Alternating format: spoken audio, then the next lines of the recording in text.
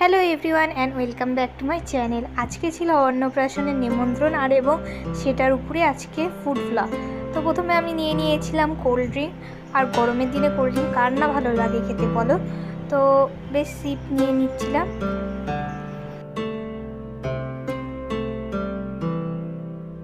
তো cold drinks খেয়ে নেওয়ার পর বসে পড়েছিলাম খেতে। দেখতেই পাচ্ছ প্লেটে চিপস আর গন্ধরাজ লেবু দিয়ে দিয়েছে এবং তারপর দিয়ে দিয়েছে ভাত, তারপর দিয়ে দিয়েছিল ভেজিটেবিল ডাল, পনিরও ছিল সাথে। আর এটা ছিল হচ্ছে কাঁঠাল চিংড়ি, খুব ভালো লাগছিল খেতে আর আমার বেশ মজা করে আমি খাচ্ছিলাম। তো তারপর দিয়ে দিয়েছে বাটা মাছের সর্ষা বাটা, যেটাও খুব ভালো ছিল খেতে, আমি খুব মজা করে খাচ্ছিলাম। আর এখানে দিয়ে দিয়েছিল পোলাও আর সাথে মাংস। তো খাসি মাংস দেখতেই পাচ্ছ কি সুন্দর নরম তুলতুলে হয়ে গেছিলো আর মুখে দিলে একদম জাস্ট অসাধারণ লাগছিল।